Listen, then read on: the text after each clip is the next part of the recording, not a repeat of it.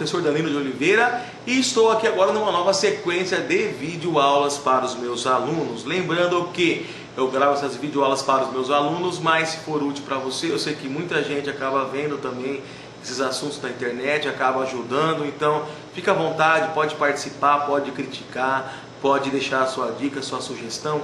2019, né, eu vou começar a gravar uma série de videoaulas de novo. Por quê? Porque o conteúdo do sexto ano ele mudou, então eu vou dar uma adaptada. Inclusive eu vou começar a dividir as videoaulas em algumas etapas, algumas fases, alguns módulos. Usem o nome que vocês quiserem, mas eu vou retomar as videoaulas do meu canal, e não só videoaulas, mas outros assuntos. Então, se você que é aluno ou que não é aluno quer um vídeo sobre algum tema específico de história ou de educação, sei lá, professor, eu quero saber mais sobre a vida do Hitler, beleza, então, tá?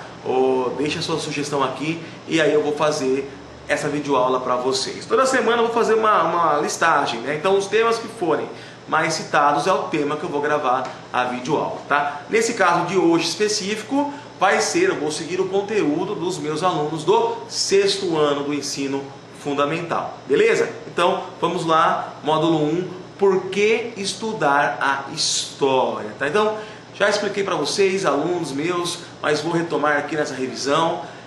A história é importante, importantíssima, tá? Não é simplesmente estudar história para compreender o passado, claro que não, tá? Por quê? Porque senão não faria sentido algum.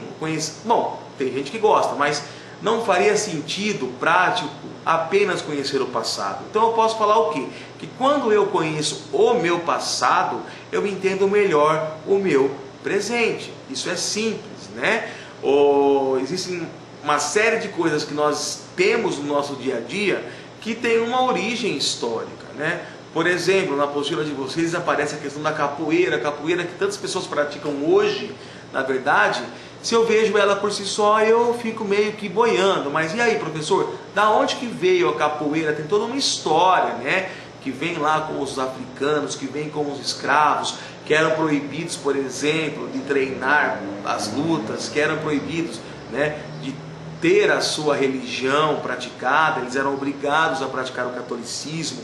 Então eles tinham que encontrar formas disfarçadas de treinar a sua cultura, né? Então a capoeira era uma forma disfarçada de treinar, por exemplo, a questão das artes marciais. E aí, lógico, o senhor de engenho todo maravilhoso, né? Olha lá como o pessoal dança bem uma obra. O cara estava treinando a luta, né? Então assim, isso que é legal na história. Quando eu conheço a história, quando eu conheço o passado, eu entendo melhor um monte de coisas que está acontecendo no meu presente, e esse é o objetivo principal dos estudos da história, tá? É claro que não é fácil para o historiador estudar a história, conhecer algo que já se passou. O cientista, ele pode, por exemplo, fazer experimentos no laboratório, pegou o ratinho, injetou lá a substância, não deu certo, tadinho, morreu, joga ele fora, pega um outro ratinho e assim por diante. Então é fácil. Agora o historiador não. O historiador tem que trabalhar o quê? Com vestígios, com pistas, né? Pistas às vezes que são muito superficiais, pistas que têm milhões de anos. E aí, a partir dessas pistas, o historiador ele vai trabalhar e vai tentar compreender o passado. Então, isso que deixa a história, né, sendo uma disciplina bastante, eu particularmente acho maravilhosa. Por quê? Não é fácil de ser estudada, é uma disciplina que ao longo do tempo foi sofrendo transformações e que sofre transformações. O que eu estou falando para vocês hoje sobre história, amanhã pode ser mentira, mas não porque eu menti, porque foram descobertas algumas coisas novas, né? E até mesmo o próprio jeito de se fazer a história, ela vai mudando ao longo do tempo, tá bom? Então assim, o historiador é aquela pessoa que estuda o passado, que vai buscar nos vestígios, né, ou informações sobre aquele passado, vai fazer perguntas sobre o passado, quem que fez, como fez, de que jeito fez, tá bom? Então é uma ciência bastante maravilhosa, tá? A forma como se faz história ao longo do tempo também foi sofrendo mudanças, tá? Eu tenho ali na historiografia, eu tenho lá no passado, século XIX, a corrente historiográfica do positivismo. Depois eu venho para a escola dos análises, que vai começar a abrir os horizontes da história, começar a defender uma maior abertura dos temas, né, da história, não ficar apenas na política, não ficar apenas nos documentos oficiais, como ficavam os positivistas. A escola dos análises vai o quê? Vai ampliar esse enfoque. E aí, né, na década de 70, eu vou ter, revolucionando ali a história, a nova história, que vai tornar a história praticamente a história, assim, a ciência que vai explicar tudo. Desde a história das mulheres, a história da comida, a história da literatura e aí por diante. Então, como eu sempre digo para os meus alunos, né? História é uma ciência humana, não é uma ciência exata, não é uma ciência exata, e como não é uma ciência exata, é uma ciência humana, assim como o próprio homem muda ao longo da sua vida, a história também vai mudando. Beleza? Então, isso é importantíssimo que eu tenha claro na minha mente, né? Inclusive para a prova, quando eu for aplicar para vocês, que são os meus alunos. Você, internauta, não terão esse prazer maravilhoso de fazer uma prova com o professor Danilo, né? Que bom, graças a Deus, né? Tão livres. Beleza, galerinha? Continuando então. Então, eu comentei basicamente questões que caem, né, no conteúdo dos módulos 1, do módulo 2, do módulo 3 da apostila de vocês. Agora eu vou focar mais no módulo 4 ao módulo 6, beleza? Então vamos lá. O historiador estuda a história, evidentemente, e utiliza vestígios, né? Agora, o que o historiador pode usar como vestígio? Quais são os tipos de fontes históricas que nós temos, tá? Isso é uma coisa que sempre é cobrado também na sala de aula. Quais fontes históricas o trabalhador possui disponível? Então eu vou elencar elas para vocês. Ao longo do vídeo eu vou mostrando os slides para vocês também, que contém informações sobre essas fontes. Primeira fonte, né, a fonte escrita, ou seja, documentos, cartas, revistas, jornais, tudo aquilo que é escrito, que é um documento oficial ou não. Quando eu digo oficial, seria o quê? Né, dos órgãos oficiais do governo. Tudo isso serve como documentação histórica, uma fonte escrita, beleza? Mas o historiador, ele pode também usar fontes não escritas. Eu encontrei um fóssil, eu encontrei um quadro, eu encontrei, por exemplo, um objeto, eu tenho ali, né, um vestígio, eu tenho lá, por exemplo, o Coliseu. Aquilo é uma fonte histórica, mas é uma fonte histórica não escrita. Então, tudo aquilo que não é escrito é uma fonte histórica não escrita, e o historiador também pode utilizar, beleza?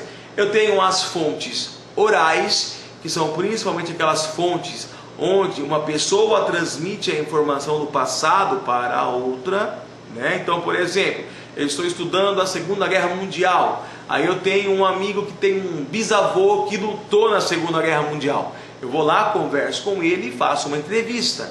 Isso é uma fonte histórica oral, beleza? E eu tenho também fontes históricas sonoras e fontes históricas visuais. Fontes históricas sonoras são as músicas, por exemplo, que fornecem informações. Pego, por exemplo, quando eu vou estudar a ditadura militar, a famosa música Cálice, Pai, afasta de mim esse cálice, Pai, né? E aí eu vou estudar a letra e eu percebo que o cálice não é exatamente o cálice de tomar vinho, mas é o cálice de calar a boca da repressão, da ditadura, beleza? Eu espero que essas minhas cantorias não estraguem a videoaula, mas paciência, ok? Então, fontes sonoras e fontes visuais, para finalizar essa parte das fontes, são, por exemplo, filmes antigos, né, que fornecem informações sobre o passado, ok? Então, assim, o historiador possui várias fontes históricas que ele pode consultar. As fontes mais antigas, geralmente os fósseis, estão presentes nos sítios arqueológicos, né? Ou então, mesmo que não sejam em sítios arqueológicos, alguma área pode se transformar em um sítio arqueológico, sítio arqueológico são o quê? São locais onde existe uma concentração de pesquisa e de elementos fósseis do passado, ou então nem tão. Então, após trabalhar, né, o módulo 4 a 6, estão percebendo que eu estou bem rapidinho, assim, na apostila nossa, quem é meu aluno, né? Eu estou trabalhando bem rapidinho do módulo 1, 2, 3, 4, 5, 6, para ficar mais fácil e menos cansativo para vocês estudarem, tá? Outra coisa que eu tenho que citar sobre a ciência, sobre os estudos da história, é a questão da interdisciplinaridade. Professor, o que é isso, tá? São o quê? São outras ciências, outras áreas do conhecimento que podem ajudar o historiador a compreender o passado. Então, o historiador, ele conta com outras ciências, com outras disciplinas que o ajudam a interpretar o passado. Vou citar algumas que tem na apostila, vou colocar também um slide aqui sobre algumas outras que existem, tá? Então, por exemplo, eu tenho a antropologia, que estuda o homem, eu tenho a sociologia, que estuda a sociedade, eu tenho a geografia, que estuda o homem, a terra, eu tenho a numismática, que estuda as moedas, eu tenho a filatelia, que estuda os selos, eu tenho a química, né, que estuda essa interação entre várias substâncias, né, que pode contribuir, por exemplo, como historiador, na datação de fósseis, em outras possibilidades. Eu tenho também, por exemplo, a linguística, que estuda os idiomas, inclusive os idiomas antigos. Então, assim, eu tenho uma série de ciências auxiliares que ajudam o historiador a compreender o passado. E isso também é muito importante, não só para a nossa aula, mas para quem gosta de entender o ofício, o trabalho do historiador. Beleza? Tudo bem? Então, agora eu encerro o módulo 6. Então, nesses primeiros minutos de aula, nós vimos do módulo 1 até o módulo 6. Depois, no próximo vídeo, nós vamos focar no módulo 7, no módulo 8, no módulo 9, já entrando na questão da pré-história. Mas agora nós paramos no 6. Beleza? Então, muito obrigado. Assista o nosso próximo vídeo, compartilhe, dê o seu like e vamos que vamos. Grande abraço.